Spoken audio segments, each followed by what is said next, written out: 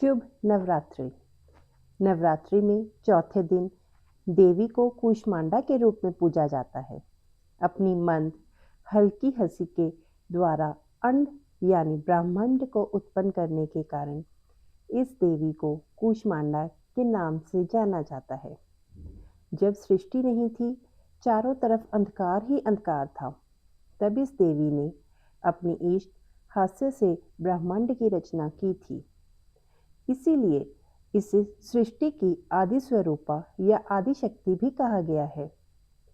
इस देवी की 8 भुजाएं हैं, जिनसे इनका नाम अष्टभुजा हुआ।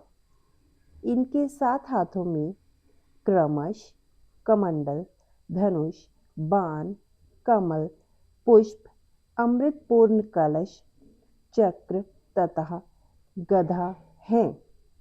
8वें हाथ में सभी सिद्धियों और निधियों को देने वाली जपमाला है। इस देवी का वाहन सिंह है। संस्कृति में कुम्हाड़े को कूष्मांड कहते हैं। इस देवी को कूष्मांडा इसीलिए कहा जाता है। इन्हें कुम्हाड़े की बलि अति प्रिय है। जय माता दी। कूष्मांडा देवी का वास सूर्यमंडल के भीतर लोक में है। सूर्यलोक में रहने की क्षमता केवल इन्हीं माता में है। इसीलिए इनके शरीर की कांति और प्रभा सूर्य की भांति ही दैदीप्यमान है। इनके तेज से ही 10 दिशाएं अलौकिक है। ब्रह्मांड की सभी वस्तुएं और प्राणियों में इन्हीं का तेज व्यापक है। अचंचल और पवित्र मन से नवरात्रि के चौथे दिन माता कूष्मांडा की पूजा आराधना करनी चाहिए।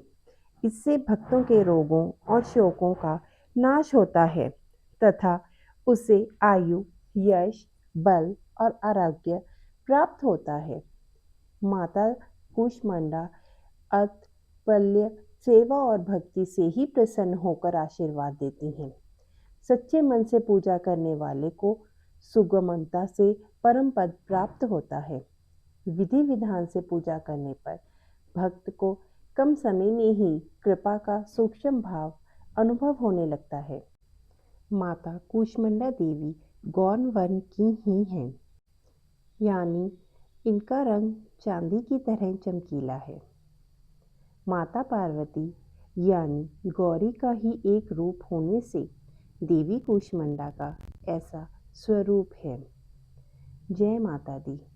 हमें माता कूष्मांडा की आराधना बड़े ही प्रेम से करनी चाहिए। माँ कूष्मांडा हमारे ऊपर अपनी कृपा बनाए रखें। जय माँ कूष्मांडा। शुभ नवरात्रि। सबकी नवरात्रि मंगलमय हो। जय माता दी।